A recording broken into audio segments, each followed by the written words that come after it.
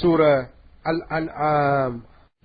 அளவற்ற அருளாளனும் நிகரற்ற அன்புடையோனுமாகிய அல்லாஹுவின் திருப்பெயரால் துவங்குகின்றேன். எல்லா புகழும் அல்லாஹுவுக்கே உரியது. அவனே வானங்களையும் பூமியையும் படைத்தான். இருள்களையும் ஒளியையும் அவனே உண்டாக்கினான்.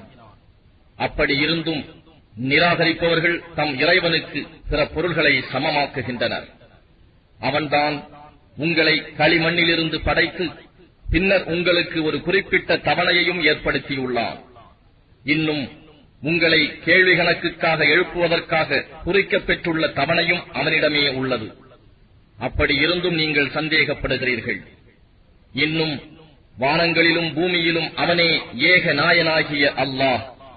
உங்கள் இரகசியத்தையும் உங்கள் பரசியத்தையும் அவன் அறிவான். இன்னும் நீங்கள் நன்மையோ தீமையோ சம்பாதிப்பதை எல்லாம் அவன் அறிவான்.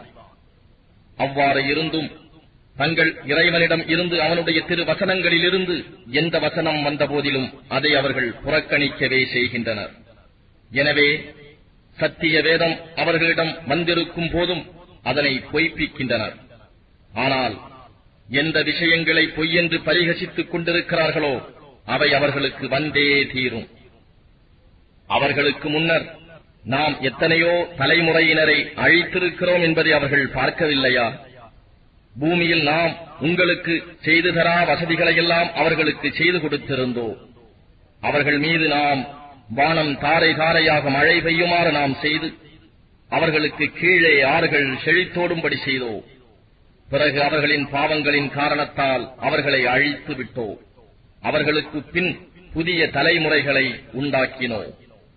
காகிதத்தில் எழுதப்பட்ட ஒரு வேதத்தையே நாம் உம்மீது இறக்கி வைத்து அதனை அவர்கள் தம் கைகளால் தொட்டு பார்த்த போதிலும் இது பகிரங்கமான சூன்யத்தை தவிர வேறு இல்லை என்று அந்நிராகரிப்போர் நிச்சயமாகச் சொல்லுவார்கள். இவர் உண்மையான தூதர் என்று சாட்சி கூற இவருக்காக ஒரு மலக்கு அனுப்பி வைக்கப்பட வேண்டாமா என அவர்கள் கூறுகின்றனர். அவ்வாறு நாம் ஒரு மலக்கை இறக்கி வைப்போமானால் அவர்களுடைய காரியம் முடிக்கப்பட்டிருக்கும்.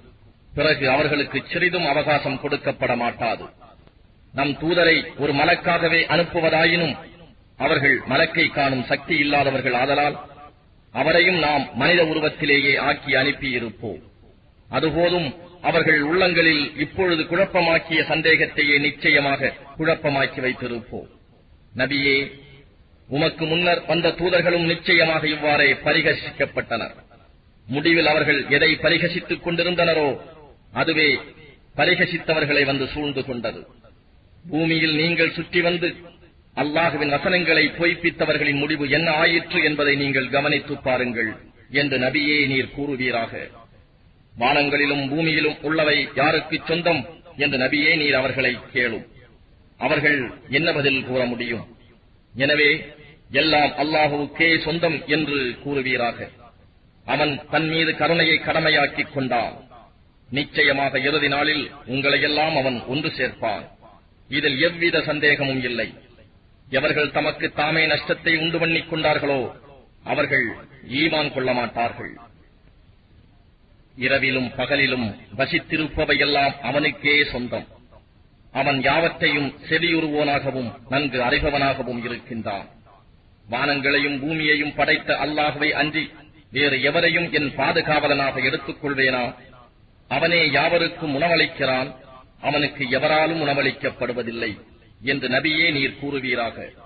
இன்னும் அல்லாஹுவுக்கு வழிபடுபவர்களில் முதன்மையானவனாக இருக்கும்படி நான் கட்டளையிடப்பட்டுள்ளேன். இன்னும் நீங்கள் ஒரு காலும் இணை வைப்போரில் ஒருவராகிவிட வேண்டாம் என்றும் கூறுவீராக. நான் என் இறைவனுக்கு மாறு செய்தால் மகத்தான நாளில் ஏற்படும் வேதனையை நான் நிச்சயமாக பயப்படுகிறேன். அந்நாளில் எவர் ஒருவர் அந்த வேதனையை விட்டும் விலக்கப்படுவாரோ நிச்சயமாக அல்லாஹ் அவர் மீது கிருபை புரிந்து விட்டான். இது மிக தெளிவான பாக்கியமாகும் என்று கூறுவீராக. நபியே, அல்லாஹ் உமக்கு ஏதாவது ஒரு துன்பத்தை ஏற்படுத்திவிட்டால் அவனை தவிர வேறு யாரும் அதை நீக்க முடியாது. இன்னும் அவன் உமக்கு ஒரு நன்மையை உண்டாக்கிவிட்டால் அதை எவரும் தடுக்க முடியாது.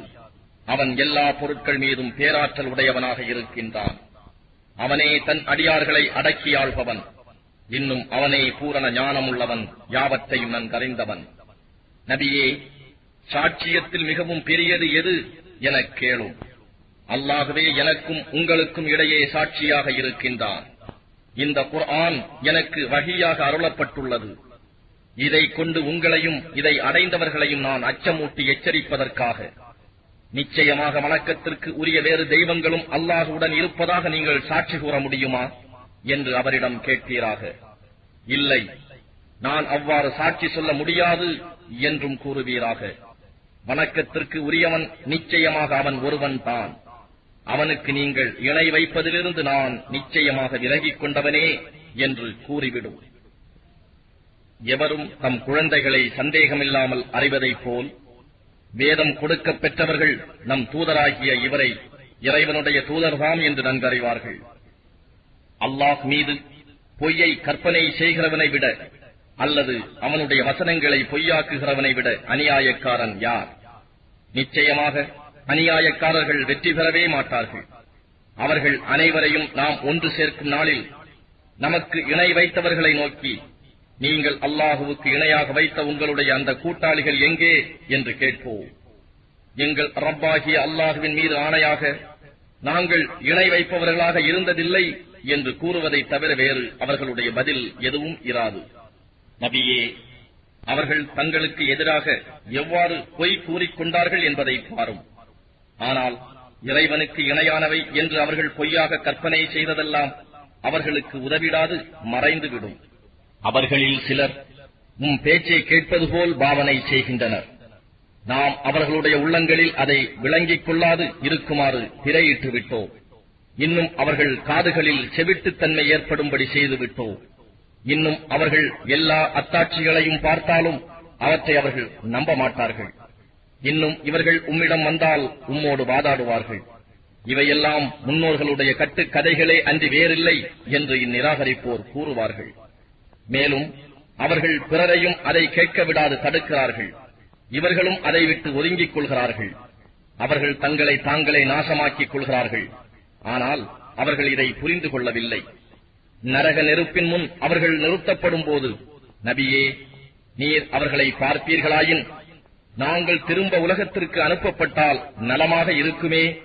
அப்பொழுது நாங்கள் எங்களின் இறைவனின் அத்தாட்சிகளை பொய்ப்பிக்க மாட்டோம், நாங்கள் மூமீன்களாக இருப்போம் என கூறுவதை காண்பீர். எனினும் எதை இவர்கள் முன்பு மறைத்திருந்தார்களோ அது இவர்களுக்கு வெளிப்பட்டு விட்டது.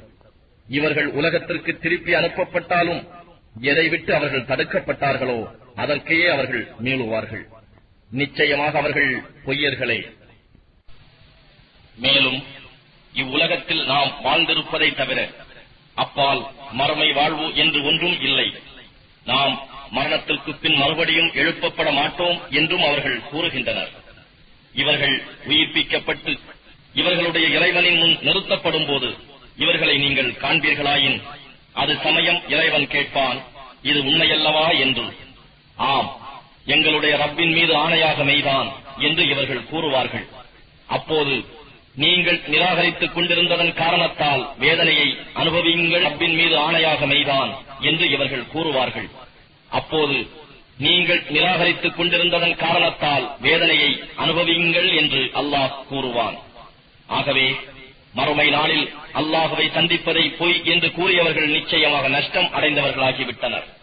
அவர்களுக்கு திடுகூறாய் அந்த குறித்த விசாரணை காலம் வந்துவிட்டால் அவர்கள் தங்கள் பாவச் சுமைகளை தம் முதுகுகளின் மீது சுமந்தவர்களாக, நாங்கள் இப்படி காலம் வரும் என்பதை நம்பாமல் சிந்திக்காமல் இருந்ததற்காக எங்களுக்கு ஏற்பட்ட துன்பமே என்று கூறுவார்கள்.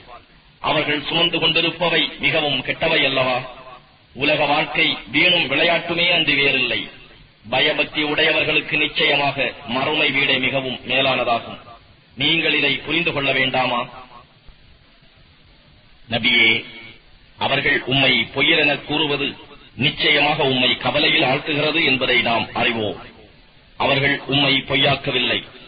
ஆனால் இந்த அநியாயக்காரர்கள் அல்லாஹ்வின் வசனங்களை அல்லவா மறுத்துக் கொண்டிருக்கிறார்கள். உமக்கு முன் இருந்த நம் தூதர்களும் பொய்ப்பிக்கப்பட்டனர். அவர்களுக்கு நம் உதவி வரும் வரை தாம் பொய்ப்பிக்கப்பட்டதையும் துன்புறுத்தப்பட்டதையும் அவர்கள் பொறுத்துக் கொண்டனர். அல்லாஹ்வின் வாக்குகளை யாராலும் மாற்ற முடியாது. உங்களுக்கு முன் இருந்த தூதர்களின் இத்தகைய செய்திகள் உம்மிடம் வந்தே இருக்கின்றன. நபியே, அவர்களின் புறக்கணிப்பு உமக்கு பெரும் கஷ்டமாக இருந்தால் உம்மால் முடியுமானால் பூமியில் சுரங்கம் வைத்து அல்லது வானத்திலே ஓர் ஏணி வைத்து ஏறிச் சென்று அவர்கள் விருப்பப்படி ஓர் அத்தாட்சியை கொண்டு வாரும். அப்பொழுதும் அவர்கள் உம்மை நிராகரித்துக் கொண்டுதான் இருப்பார்கள். அன்றியும் அல்லாஹ் நாடினால் அவர்கள் அனைவரையும் நேர்வழியில் ஒன்று சேர்த்து விடுவான். ஆகவே அறிவில்லாதவர்களில் ஒருவராக நீர் ஆகிவிட வேண்டாம். சத்தியத்துக்கு செவி சாய்ப்போர்தாம் நிச்சயமாக உபதேசத்தை ஏற்றுக்கொள்வார்கள். மற்றவர்கள் உயிரற்றவர்களைப் போன்றோரே.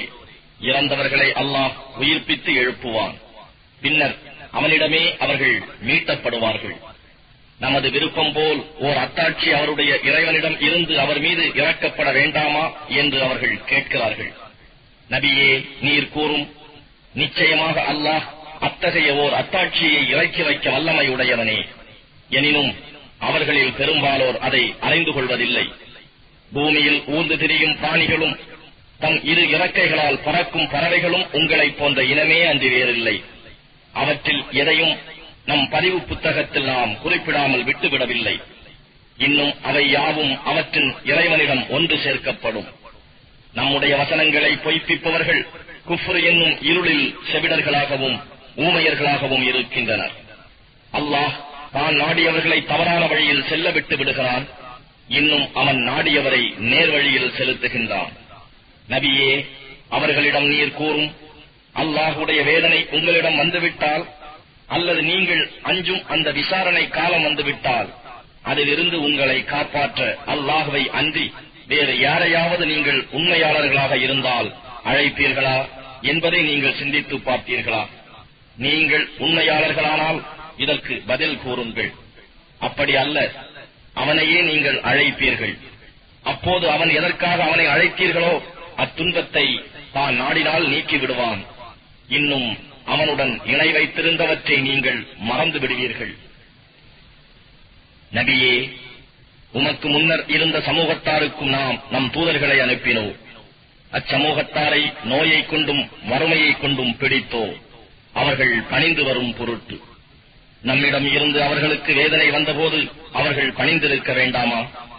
அதற்கு மாறாக அவர்களுடைய இருதயங்கள் இறுகிவிட்டன.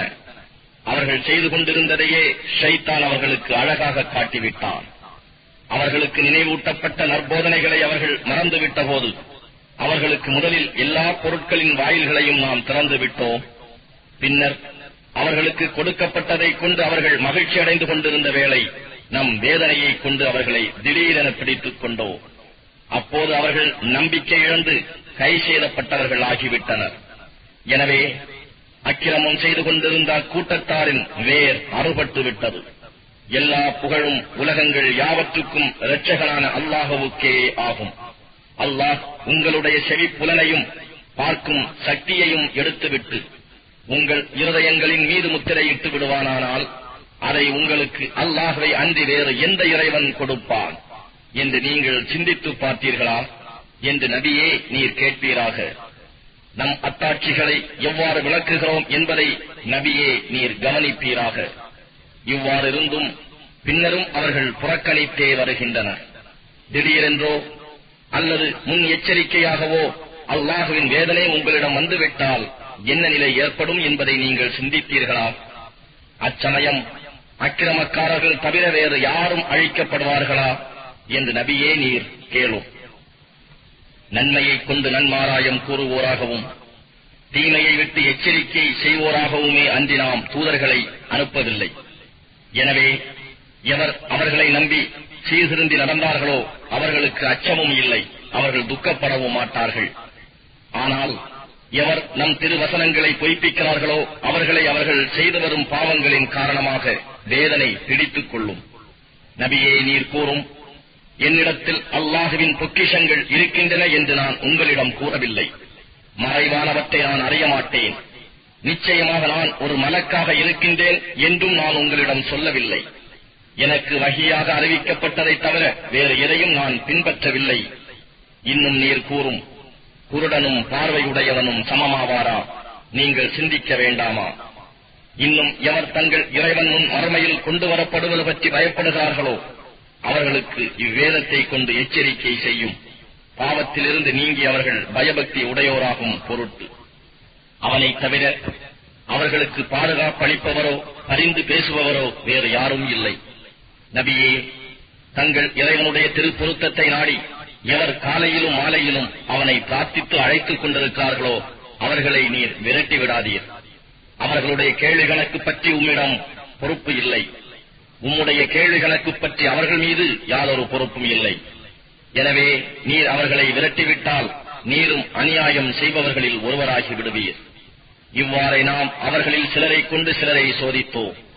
அப்பொழுது அவர்கள், எங்களில் இருந்து ஏழைகளாகிய இவர்கள் மீதா அல்லாஹ் அருள் புரிந்து விட்டான் என செல்வர்கள் முனைந்தனர். நன்றி அறிதல் உடையவர்களை அல்லாஹ் நன்கு அறிய மாட்டானா? நம் வசனங்களை நம்பியவர்கள் உம்மிடம் வந்தால், சலாமுன் அலைக்கும், உங்கள் மீது சாந்தியும் சமாதானமும் உண்டாவதாக என்று நபியே நீர் கூறும். உங்கள் இறைவன் கிருபை செய்வதை தன் மீது கடமையாக்கிக் கொண்டான்.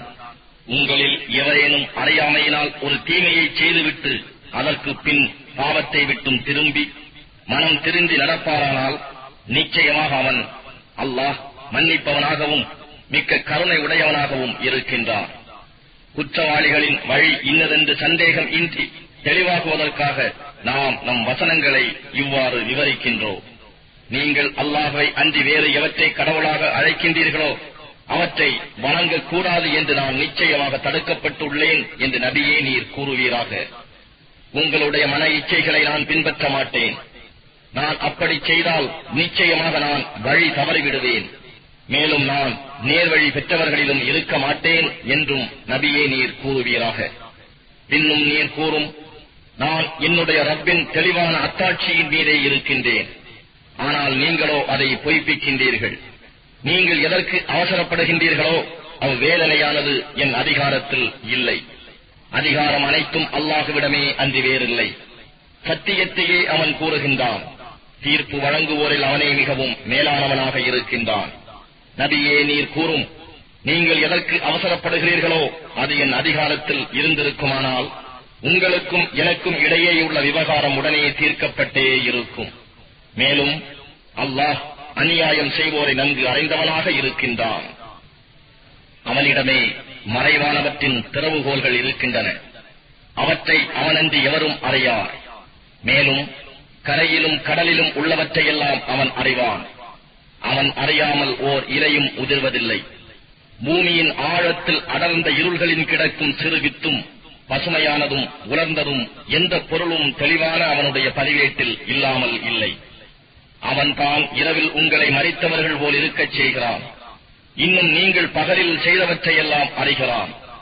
மீண்டும் உங்களை குறிப்பிட்ட தவணையை முடிப்பதற்காக பகலில் எழுப்புகிறான். பின்னர் உங்களுடைய இறுதி மீட்சி அவனிடமே இருக்கிறது. அப்பால் நீங்கள் இவ்வுலகில் செய்து கொண்டிருந்ததை அவன் உங்களுக்கு அறிவிப்பான். அவன் தன் அடியார்களை அடக்கி ஆளுபவனாக இருக்கின்றான். அன்றியும் உங்கள் மீது பாதுகாப்பாளர்களையும் ஏற்படுத்துகிறான். உங்களில் ஒருவருக்கு மரணம் வந்துவிடுமானால் நம் அமரர்கள் அவன் ஆத்மாவை எடுத்துக் கொள்கிறார்கள். அவர்கள் தம் கடமையில் தவறுவதில்லை. பின்னர் அவர்கள் தங்களின் உண்மையான பாதுகாவலனான அல்லாஹ்விடம் கொண்டு வரப்படுவார்கள். அப்போது தீர்ப்பு கூறும் அதிகாரம் அவனுக்கே உண்டு என்பதை அவர்கள் அறிந்து கொள்ளட்டும். அவன் கணக்கு வாங்குவதில் மிகவும் விரைவானவன். நபியே நீர் கூறும், நீங்கள் கரையிலும் கடலிலும் உள்ள இருள்களில் சிக்கி தவிக்கும் சமயத்தில் எங்களை இதைவிட்டு காப்பாற்றிவிட்டால் நிச்சயமாக நாங்கள் நன்றி செலுத்துவோரில் ஆகிவிடுவோம் என்று பணிவாகவும் மறைவாகவும் நீங்கள் பிரார்த்திக்கின்றீர்களே, அப்போது உங்களை காப்பாற்றுகிறவன் யார்? இதிலிருந்தும் இன்னும் மற்றெல்லா துன்பங்களிலிருந்தும் உங்களை காப்பாற்றுபவன் அல்லாஹ்வே.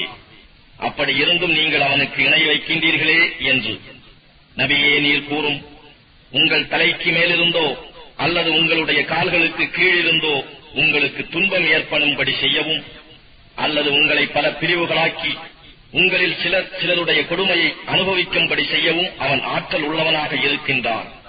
அவர்கள் விளங்கிக் கொள்வதற்காக நம் வசனங்களை எவ்வாறு பல வகைகளில் தெளிவாக்கி விவரிக்கின்றோம் என்பதை நபியே நீர் கவனிப்பீராக. நபியே, திருக்குர்ஆன் ஆகிய இது முற்றிலும் உண்மையாக இருந்தும் சமூகத்தார் இதை நிராகரிக்கின்றனர். எனவே நான் உங்கள் பொறுப்புகளை ஏற்றுக்கொள்பவன் அல்ல என்று நபியே நீர் கூறிவிடும். ஒவ்வொரு காரியத்திற்கும் ஒரு குறிப்பிட்ட காலம் உண்டு. அதனை சீக்கிரமே நீங்கள் அறிந்து கொள்வீர்கள்.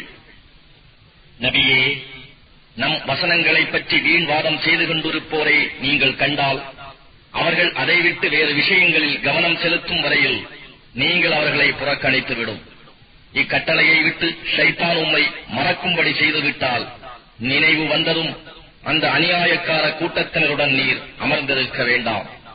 வீண் விவாதத்தில் ஈடுபட்டுக் கொண்டிருக்கும் அவர்களுடைய செய்திகளின் கணக்கில் பயபக்தி உடையவர்களுக்கு யாதொரு பொறுப்பும் இல்லை. எனினும் அவர்கள் பயபக்தி உடையவர்களாகும் பொருட்டு அவர்களுக்கு நல்லுபதேசம் செய்வது பொறுப்பாகும். நபியே, யார் தங்கள் மார்க்கத்தை விளையாட்டாகவும் வெறும் வேடிக்கையாகவும் எடுத்துக் கொண்டார்களோ, இன்னும் யாரை இவ்வுலக வாழ்க்கை ஏமாற்றிவிட்டதோ அவர்களை விட்டுவிடும். எனினும் அவர்களுக்கு ஒவ்வொரு ஆன்மாவும் தான் செய்த செயல்களின் காரணமாக ஆபத்தில் சிக்கிக் கொள்ளும் எனும் உண்மையை குர்ஆனை கொண்டு நினைவுறுத்தும். அந்த ஆத்மாவுக்கு அல்லாஹ்வை தவிர வேறு பாதுகாவலரோ பரிந்து பேசுபவரோ இல்லை. தாங்கள் செய்த பாவத்திற்கு ஈடாக தங்களால் இயன்ற அத்தனையும் கொடுத்தாலும் அது ஒப்புக்கொள்ளப்பட மாட்டாது. இவர்கள் தாங்கள் செய்த செய்கைகளாலேயே தங்களை நாசமாக்கிக் கொண்டார்கள். இவர்கள் நிராகரித்துக் கொண்டிருந்த காரணத்தால் இவர்களுக்கு கொதிக்கும் நீரும் துன்புறுத்தும் வேதனையும் உண்டு. நபியே, நீர் கூறும், நமக்கு யாதொரு நன்மையும் தீமையும் செய்ய இயலாத அல்லாஹ் அல்லாதவற்றையா நாம் அழைப்போம்? அல்லாஹ் நமக்கு நேர்வழி காட்டிய பின்னரும் நாம் வழி தவறி நம் பின்புறமே திரும்பி விடுவோமா? அவ்வாறாயின் ஒருவனுக்கு நண்பர்கள் இருந்து அவனை அவர்கள் எங்களிடம் வந்துவிடு என நேர்வழி காட்டி அழைத்துக் கொண்டிருக்கும் போது ஷைத்தான் அவனை வழிதவறச் செய்து பூமியிலே தட்டழிந்து திரிகிறானே, அவனைப் போன்று ஆகிவிடுவோம். இன்னும் கூறும், நிச்சயமாக அல்லாஹ் காட்டும் நேர்வழியே நேர்வழியாகும். எல்லா உலகங்களுக்கும் இறைவனாகிய அல்லாஹுவுக்கே வழிபடுமாறு நாங்கள் ஏவப்பட்டுள்ளோம்.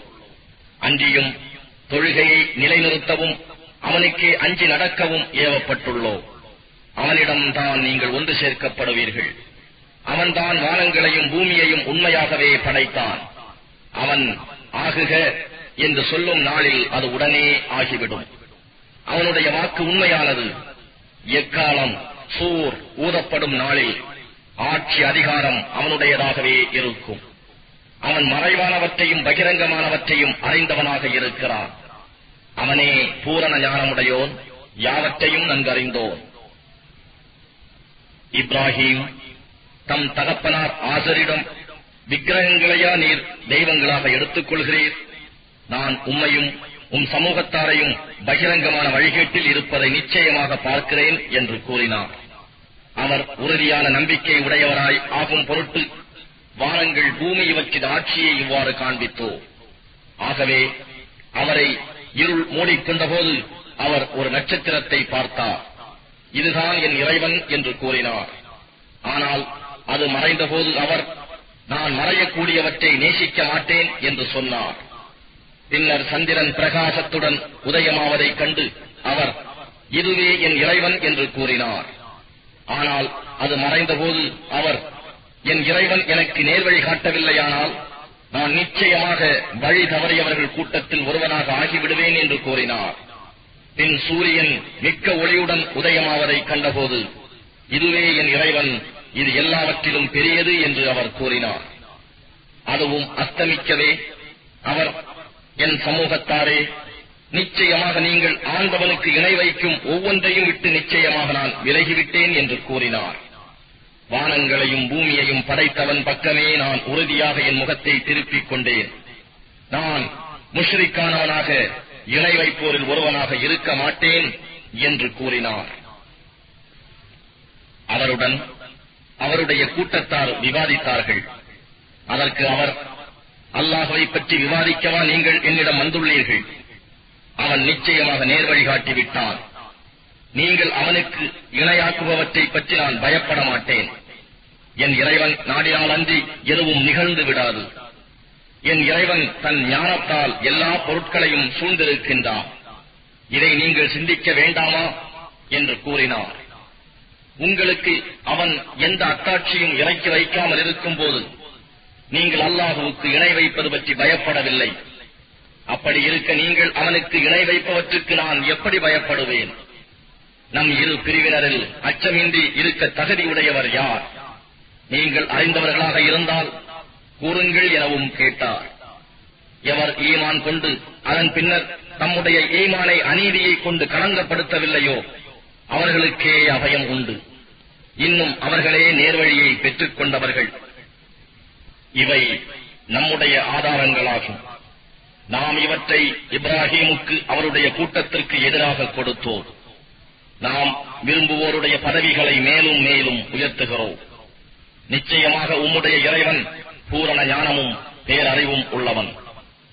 நாம் அவருக்கு இஸ்ஹாக்கையும் யாக்கூபையும் சந்ததியாக கொடுக்க அருளினோம். இவர்கள் அனைவரையும் நாம் நேர்வழியில் செலுத்தினோம். இதற்கு முன்னர் நாம் நூஹையும் அவருடைய சந்ததியிலிருந்து தாவூது, சுலைமான், அய்யூப், யூசுப், மூசா, ஹாரூன் ஆகியோரையும் நேர்வழியில் செலுத்தினோம். இப்படியே நாம் நன்மை புரிவோருக்கு நற்கூலி வழங்குகிறோம்.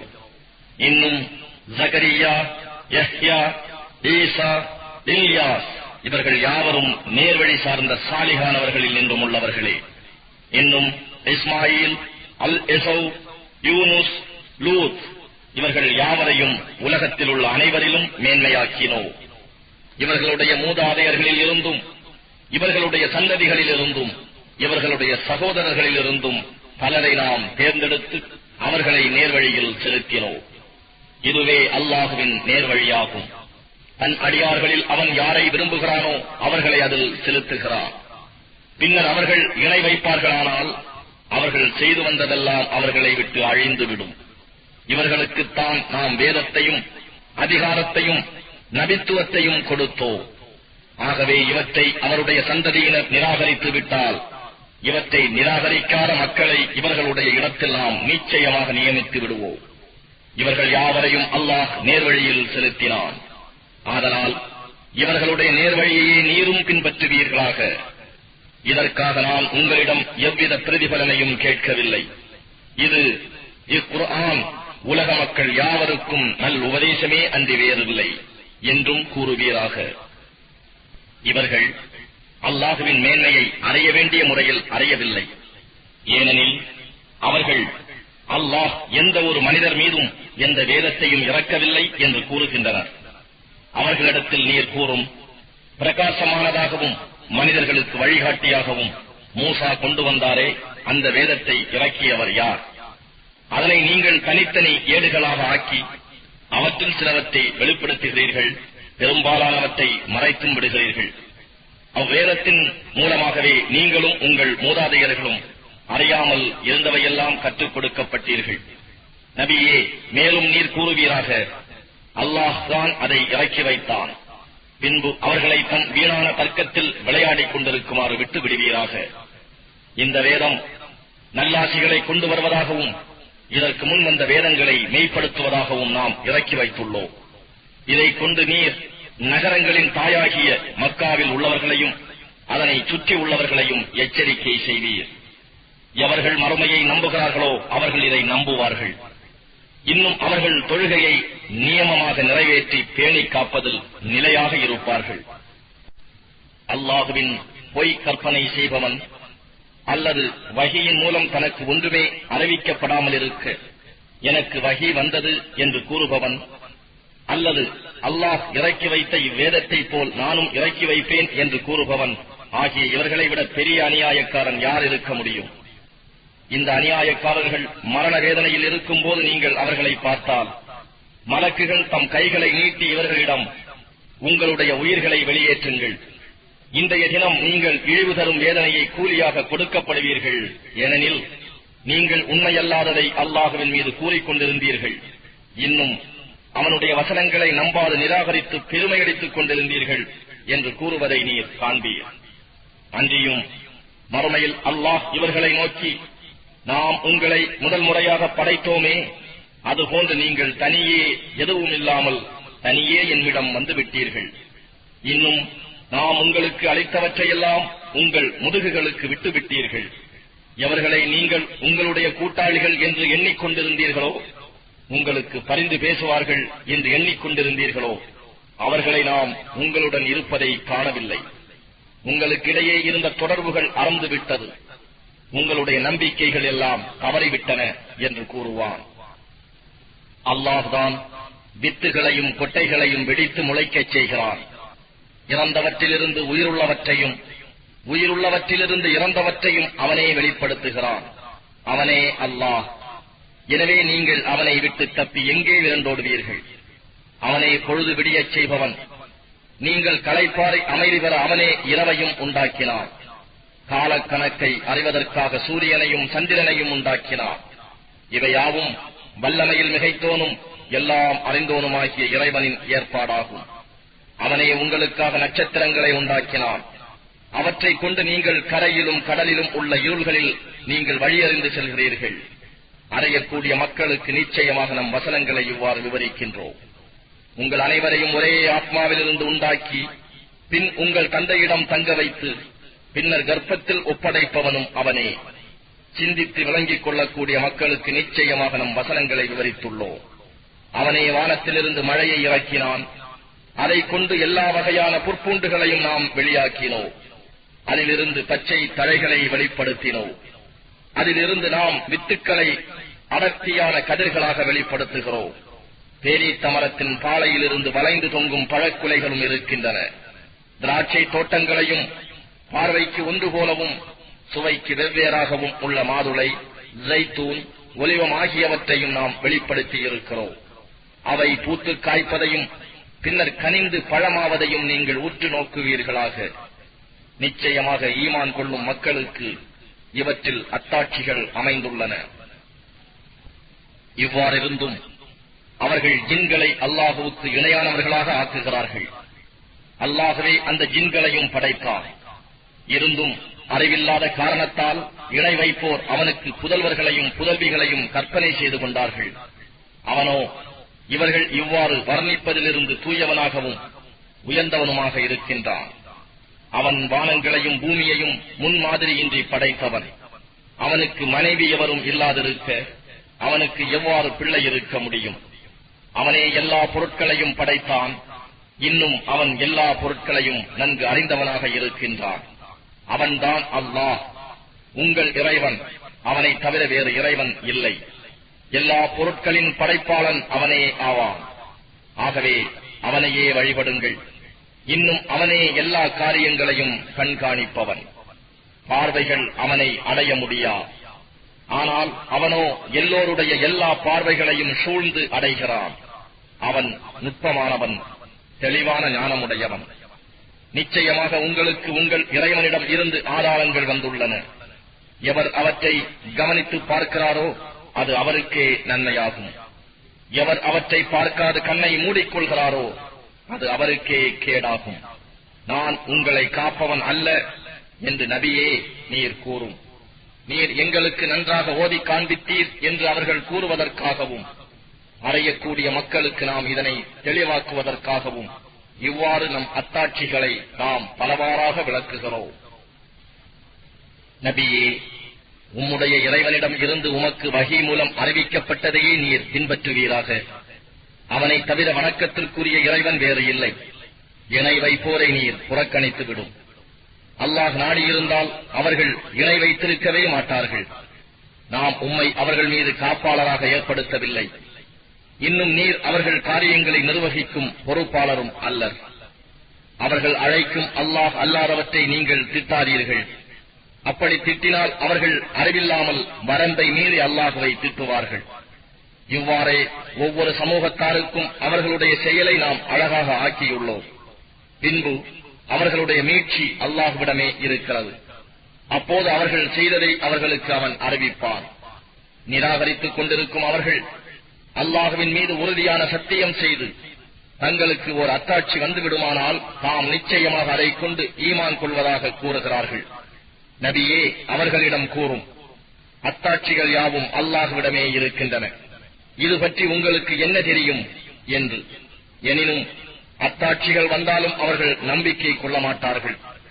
மேலும் நாம் அவர்களுடைய உள்ளங்களையும் அவர்களுடைய பார்வைகளையும் திருப்பி விடுவோம். அவர்கள் முதலில் இதை நம்பாமல் இருந்தது போலவே இன்னும் அவர்கள் தங்களுடைய வழிகேட்டிலேயே தத்தழிந்து திரியுமாறு அவர்களை நாம் விட்டு விடுவோம்.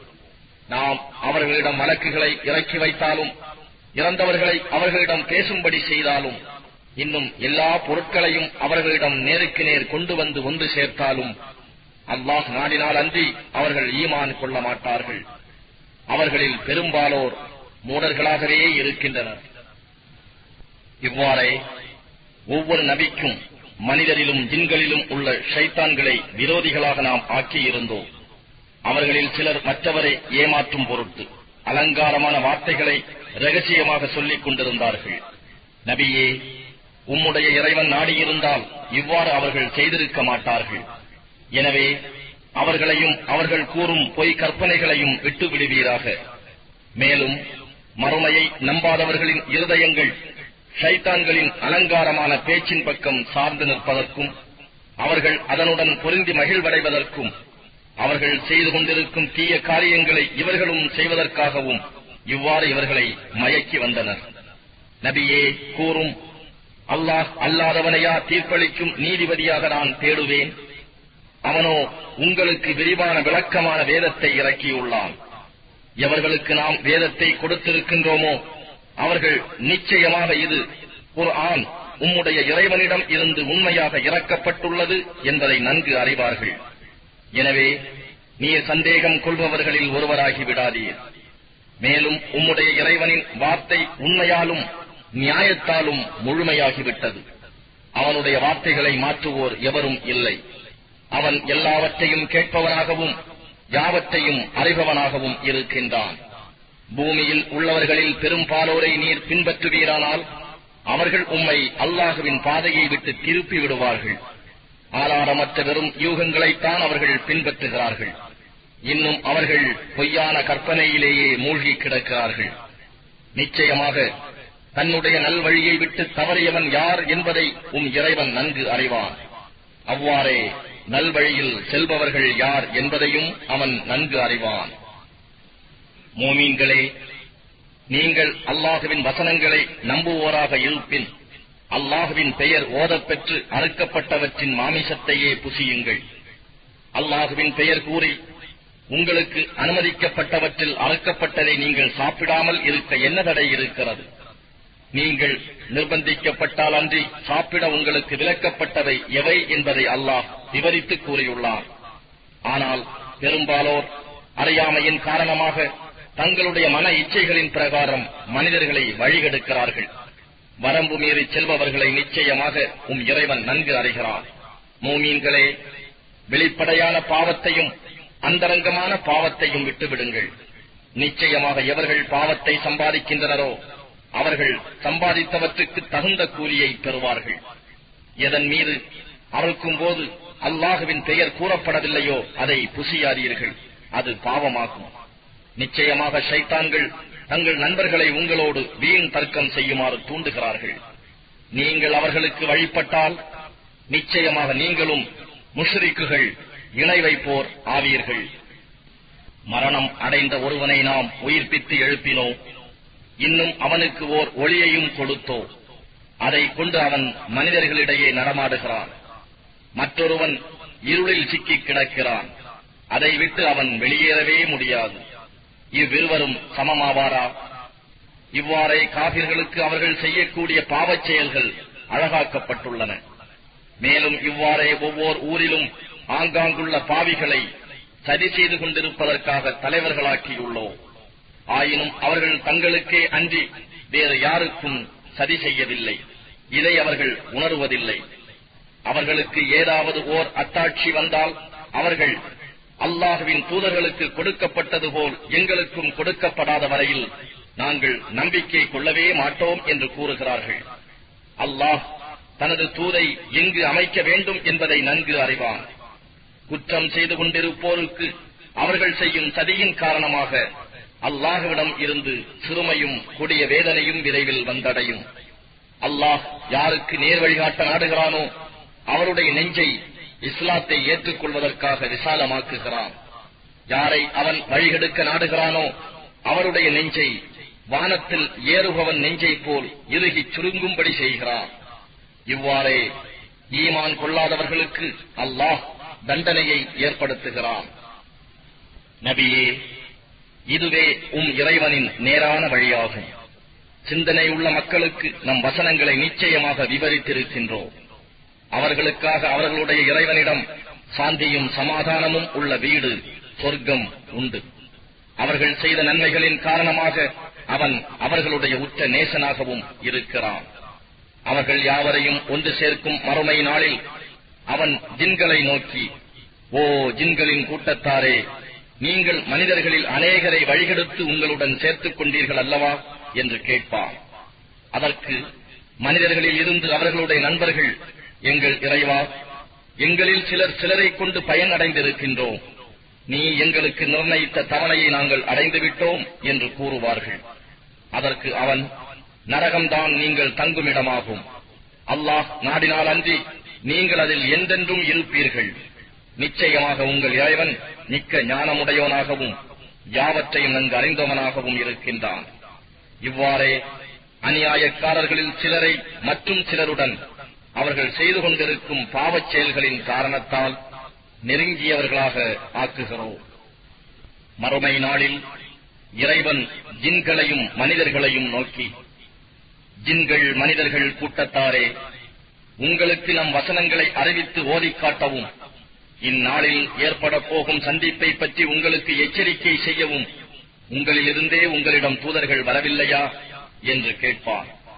அதற்கு அவர்கள், நாங்களே எங்கள் பாவத்தின் மீது சாட்சி கூறுகிறோம் என்று கூறுவார்கள்.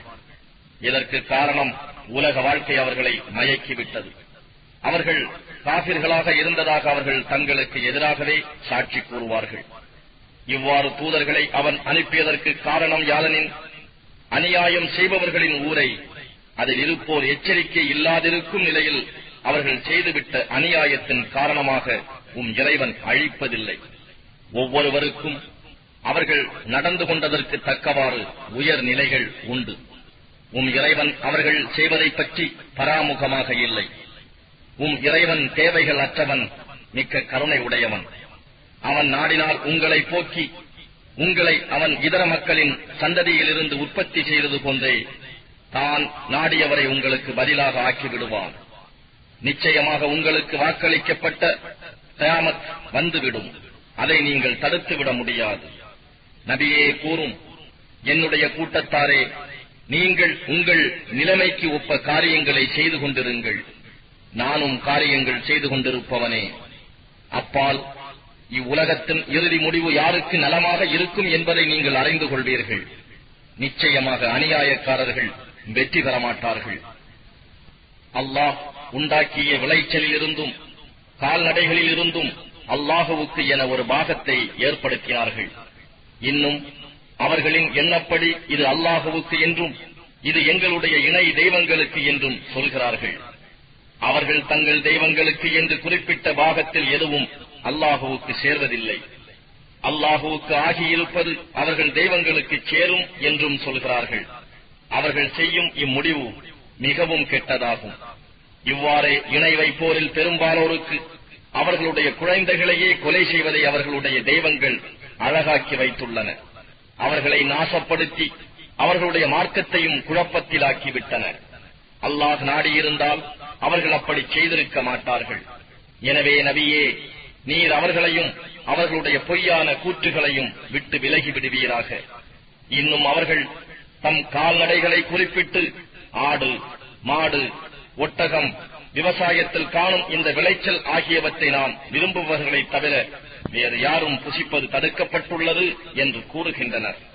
மேலும் சில கால்நடைகளை சவாரி செய்யவும் சுமைகளை சுமந்து செல்லவும் பயன்படுத்துவது தடுக்கப்பட்டுள்ளது என்றும், இன்னும் சில கால்நடைகளை அறுக்கும் போது அல்லாஹுவின் பெயரை கூறக்கூடாது என்றும் அல்லாஹுவின் மீது பொய்யாக கற்பனை செய்து சொல்கிறார்கள். அல்லாஹ் அவர்களுடைய பொய் கூற்றுக்களுக்காக அவர்களுக்கு கூலி கொடுப்பார். மேலும் அவர்கள், இந்த கால்நடைகளின் வயிற்றில் இருக்கும் குட்டிகள் எங்கள் ஆண்களுக்கு மட்டுமே சொந்தம், அவை எங்கள் பெண்களுக்கு தடுக்கப்பட்டுள்ளன, அவை செத்து பிறந்தால் அவற்றில் அவர்களுக்கும் பங்கு உண்டு என்றும் கூறுகிறார்கள். அவர்களுடைய இந்த பொய்யான கூற்றுக்கு அவன் தக்க கூலி கொடுப்பான். நிச்சயமாக அவன் பூரண ஞானமுடையோனும் யாவற்றையும் அறிந்தவனுமாக இருக்கின்றான். எவர்கள் அறிவில்லாமல் மூடத்தனமாக தம் குழந்தைகளை கொலை செய்தார்களோ, இன்னும் தங்களுக்கு அல்லாஹ் உண்ண அனுமதித்திருந்ததை அல்லாஹ்வின் மீது பொய் கூறி ஆகாது என்று தடுத்துக் கொண்டார்களோ, அவர்கள் நிச்சயமாக நஷ்டமடைந்து விட்டார்கள். அவர்கள் தீய வழியில் சென்று விட்டனர், ஒரு நேர்வழியில் நடப்பவர்களாக இல்லை. பந்தல்களில் படரவிடப்பட்ட கொடிகளும் படரவிடப்படா செடிகளும் பேரீத்த மரங்களும் உள்ள சோலைகளையும் புசிக்கத்தக்க விதவிதமான காய் கறி தானியங்களையும் ஒன்றுபோலும் வெவ்வேறாகவும் தோற்றமளிக்கும் ஜெய்தூன், ஒலிவம், மாதுளை ஆகியவற்றையும் அவனே படைத்தான். ஆகவே அவை பலனளித்தால் அவற்றின் பலனில் இருந்து புசியுங்கள். அவற்றை அறுவடை செய்யும் காலத்தில் அதற்குரிய கடமையான பாகத்தை கொடுத்து விடுங்கள். வீண் விரயம் செய்யாதீர்கள். நிச்சயமாக அவன் அல்லாஹ் வீண் விரயம் செய்பவர்களை நேசிப்பதில்லை. இன்னும் கால்நடைகளில் சில சுமை சுமப்பதற்கும் சில உணவுக்காகவும் உள்ளன. அல்லாஹ் உங்களுக்கு அளித்ததிலிருந்து உண்ணுங்கள். நீங்கள் ஷைத்தானின் அடிச்சுவடுகளை பின்பற்றாதீர்கள். நிச்சயமாக அவன் உங்களுக்கு பகிரங்கமான பகைவனாவான். நபியே, அம்மக்களிடம் கால்நடைகளில் 8 வகைகள் உள்ளன. செம்மறியாட்டில் ஆண் பெண் 2 வகை, வெள்ளாட்டில் ஆண் பெண் 2 வகை. அவன் அல்லாஹ் ஆண் 2ஐயும் ஹராமாக்கி விட்டானா, அல்லது பெட்டை 2ஐயும் ஹராமாக்கி விட்டானா, அல்லது அவ் 2 வகைகளிலும் உள்ள பெண்களின் கர்ப்பங்களில் உள்ளவற்றையா அவன் தடுத்திருக்கின்றான்? நீங்கள் உண்மை கூறுபவர்களாக இருந்தால் இதனை ஆதாரத்துடன் எனக்கு அறிவியுங்கள் என்று கேட்பீராக. இன்னும் ஒட்டகையில் ஆண் பெண் 2 வகை, மாட்டிலும் பசு காளை 2 வகை உண்டு. இவ்2 வகையில் உள்ள ஆண்களையா அல்லது பெட்டைகளையா, அல்லது இவ்2 வகையில் உள்ள பெட்டைகளின் கர்ப்பங்களில் உள்ளவற்றையா இறைவன் தடுத்திருக்கின்றான்? இவ்வாறு அல்லாஹ் கட்டளையிட்டதாக கூறுகிறீர்களே, அச்சமயம் நீங்கள் சாட்சியாக இருந்தீர்களா என்றும் நபியே நீர் கேளும். மக்களை வழிகெடுப்பதற்காக அறிவில்லாமல் அல்லாஹுவின் மீது பொய் கற்பனை செய்பவனை விட அதிக அநியாயக்காரன் யார்? நிச்சயமாக அல்லாஹ் இத்தகைய அநியாயக்கார கூட்டத்தினருக்கு நேர் வழிகாட்ட மாட்டான். நபியே, நீர் கூறும், உண்பவர்கள் புசிக்கக்கூடியவற்றில் எதுவும் தடுக்கப்பட்டதாக எனக்கு வஹி மூலம் அறிவிக்கப்பட்டதில் நான் காணவில்லை. தானாக இறந்த பிராணியாகவோ, வடியும் இரத்தமாகவோ, பன்றியின் மாமிசமாகவோ இருந்தால் அன்றி இவையெல்லாம் தடுக்கப்பட்டுள்ளன. ஏனெனில் இவை நிச்சயமாக அசுத்தமாக இருக்கின்றன. அல்லது அல்லாஹ் அல்லாதவற்றின் பெயர் சொல்லி அறுக்கப்பட்ட பிராணிகளில் இருந்தாலன்றி அதுவும் தடுக்கப்பட்டுள்ளது. ஆனால் எவரேனும் நிர்பந்திக்கப்பட்டு வரம்பை மீறாமலும் பாவம் செய்ய நினைக்காமலும் புசித்துவிட்டால் அவர் மீது குற்றமாகாது. ஏனெனில் நிச்சயமாக உங்கள் இறைவன் மிக்க மன்னிப்போனாகவும் பெருங்கருணை உடையோனாகவும் இருக்கின்றான். நகத்தை உடைய அனைத்தையும் யூதர்களுக்கு நாம் ஹராமாக்கி இருந்தோம். ஆடு, மாடு ஆகியவற்றில் அவற்றின் முதுகுகளிலோ அல்லது வயிறுகளிலோ அல்லது எலும்புகளுடன் கலந்தோ இருக்கும் கொழுப்பை தவிர மற்ற அவற்றின் கொழுப்பையும் ஹராமாக்கினோம். அவர்கள் வேண்டும் என்றே மாறு செய்ததற்கு கூலி கொடுத்தோம். நிச்சயமாக நாம் தான் மெய் கூறுகிறோம். நபியே, இவர்கள் உம்மை பொய்ப்பிப்பார்களானால் உங்களுடைய இறைவன் விசாலமான கருணை உடையவன்தான். எனினும் குற்றம் செய்த கூட்டத்தாரை விட்டு அவன் தண்டனை தடுக்கப்பட மாட்டாது. அல்லாஹுவுக்கு இணை வைக்கும் முஷ்ரிக்குகள் அல்லாஹ் நாடியிருந்தால் நாங்களும் எங்கள் மூதாதையர்களும் இணை வைத்திருக்க மாட்டோம். நாங்கள் எந்த பொருளையும் எங்கள் விருப்பப்படி ஹராமாக்கி இருக்கவும் மாட்டோம் என்று கூறுவார்கள். இப்படித்தான் இவர்களுக்கு முன் இருந்தவர்களும் நமது தண்டனையை அனுபவிக்கும் வரை பொய்ப்பித்துக் கொண்டிருந்தார்கள். ஆகவே அவர்களை நோக்கி, இதற்கு உங்களிடம் ஏதாவது ஆதாரம் உண்டா? இருந்தால் அதை எமக்கு வெளிப்படுத்துங்கள். உங்களுடைய வீணான எண்ணங்களை தவிர வேறு எதையும் நீங்கள் பின்பற்றவில்லை. நீங்கள் பொய்வாதமே புரிகின்றீர்கள் என்று நபியே நீர் கூறும். நிரப்பமான அத்தாட்சி ஹுஜ்ஜத்துல் பாலிகா அல்லாஹ்விடமே உள்ளது. அவன் நாடியிருந்தால் உங்கள் யாவரையும் அவன் நல்வழியில் செலுத்தி இருப்பான் என்று கூறும். நிச்சயமாக அல்லாஹ்தான் இதனை ஹராமாக்கினான் என சாட்சி சொல்லக்கூடிய உங்கள் சாட்சிகளை கொண்டு வாருங்கள் என்று கூறும். அவர்கள் சாட்சிகளை கொண்டு வந்தால் அவர்கள் பொய்யராகவே இருப்பர். அவர்களுடன் சேர்ந்து சாட்சி சொல்ல வேண்டாம். நம் வசனங்களை பொய்ப்பிக்கின்றவர்கள், மறுமையை நம்பாதவர்கள் ஆகியோரின் வீணான மன இச்சைகளை நீர் பின்பற்ற வேண்டாம். ஏனெனில் அவர்கள்தாம் தங்கள் இறைவனுக்கு பல தெய்வங்களை இணையாக்குகின்றனர். வாருங்கள், உங்கள் இறைவன் உங்கள் மீது விலக்கி இருப்பவற்றையும் ஏவி இருப்பவற்றையும் நான் ஓதி காண்பிக்கிறேன். எப்பொருளையும் அவனுக்கு இணையாக வைக்காதீர்கள். பெற்றோர்களுக்கு நன்மை செய்யுங்கள். வறுமைக்கு பயந்து உங்கள் குழந்தைகளை கொல்லாதீர்கள். ஏனெனில் உங்களுக்கும் அவர்களுக்கும் நாமே உணவளிக்கின்றோம். மானக்கேடான செயல்களின் பக்கம் வெளிப்படையாகவோ இரகசியமாகவோ நெருங்காதீர்கள். அல்லாஹ் தடுத்துள்ள எந்த ஓர் ஆத்மாவையும் நியாயமானதற்கு அல்லாமல் கொலை செய்யாதீர்கள். இவற்றை நீங்கள் உணர்ந்து கொள்வதற்காக இறைவன் உங்களுக்கு இவ்வாறு போதிக்கிறார். அனாதையின் பொருளின் பக்கம் அவன் பிராயத்தை அடையும் வரையில் அழகான முறையிலின்றி நீங்கள் நெருங்காதீர்கள். அளவையும் நிறுவையையும் நீதத்தை கொண்டு நிரப்பமாக்குங்கள். நாம் எந்த ஆத்மாவையும் அதனால் தாங்கிக் கொள்ள முடியாத அளவு நாம் கஷ்டப்படுத்துவதில்லை. நீங்கள் எதை பேசினாலும் அதனால் பாதிக்கப்படுபவர் நெருங்கிய உறவினராக இருந்த போதிலும் நியாயமே பேசுங்கள். அல்லாஹுவுக்கு நீங்கள் கொடுத்த உறுதிமொழியை நிறைவேற்றுங்கள். நீங்கள் நினைவு கூர்ந்து நடந்து கொள்ளும் பொருட்டே அல்லாஹ் உங்களுக்கு இவ்வாறு போதிக்கிறான். நிச்சயமாக இதுவே என்னுடைய நேரான வழியாகும். ஆகவே இதனையே பின்பற்றுங்கள். இதர வழிகளை நீங்கள் பின்பற்ற வேண்டாம். அவை உங்களை அவனுடைய வழியை விட்டு பிரித்துவிடும். நீங்கள் நேர்வழியை பின்பற்றி பயபக்தி உடையவர்களாக இருப்பதற்கு இவ்வாறு அவன் உங்களுக்கு போதிக்கிறான். நன்மை செய்பவர்களின் மீது நமது அருளை பூர்த்தியாக்கும் பொருட்டு பின்னர் மூசாவுக்கு நாம் ஒரு வேதத்தை கொடுத்தோம். அதில் ஒவ்வொரு விஷயமும் தெளிவாக விவரிக்கப்பட்டுள்ளது. அது நேர்வழியாகவும் அருளாகவும் இருக்கிறது. அவர்கள் தங்கள் இறைவனை சந்திப்போம் என்று உறுதி கொள்ளும் பொருட்டே அதை கொடுத்தோம். மனிதர்களே, இதுவும் வேதமாகும். இதனை நாமே இறக்கி வைத்துள்ளோம். இது மிக்க பாக்கியம் வாய்ந்தது. ஆகவே இதனை பின்பற்றுங்கள். இன்னும் அவனை அஞ்சி பாவத்தை விட்டு விலகிக் கொள்ளுங்கள். நீங்கள் இறைவனால் கிருபை செய்யப்படுவீர்கள். இதற்கு முன்னர் இரு கூட்டத்தினர் மீது மட்டுமே வேதம் இறக்கப்பட்டது. ஆகவே நாங்கள் அதனை படிக்கவும் கேட்கவும் முடியாமல் பராமுகமாகிவிட்டோம் என்று நீங்கள் கூறாதிருக்கவும், அல்லது மெய்யாகவே எங்கள் மீது ஒரு வேதம் அருளப்பட்டிருந்தால் நிச்சயமாக நாங்கள் அவர்களை விட மிக்க நேர்மையாக நடந்திருப்போம் என்று நீங்கள் கூறாதிருக்கும் பொருட்டும் இவ்வேதத்தை அருளினோம்.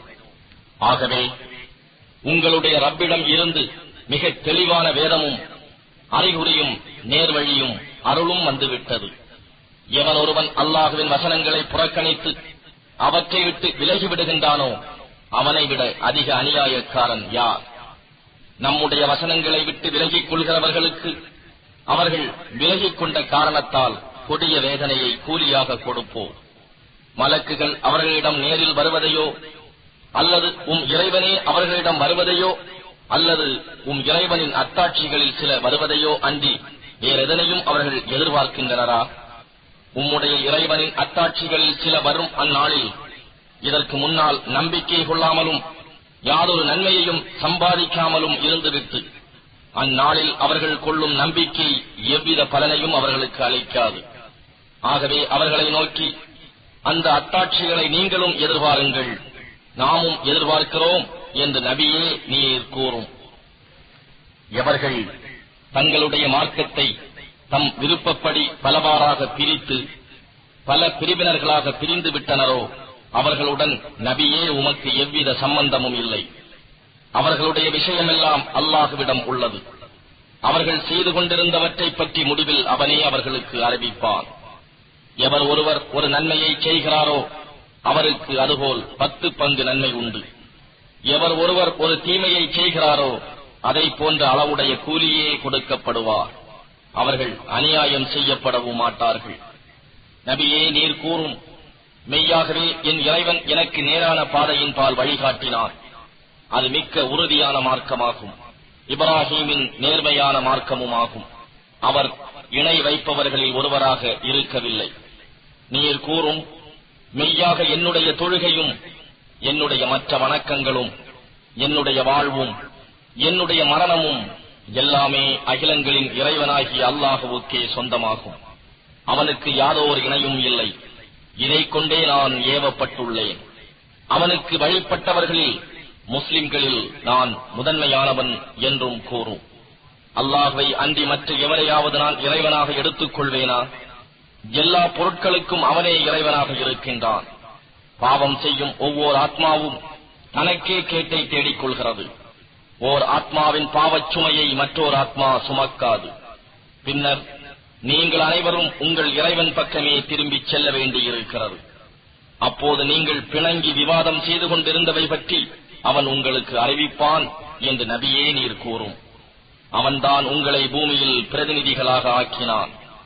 அவன் உங்களுக்கு கொடுத்துள்ளவற்றில் உங்களை சோதிப்பதற்காக உங்களில் சிலரை விட பதவிகளில் உயர்த்தினான்.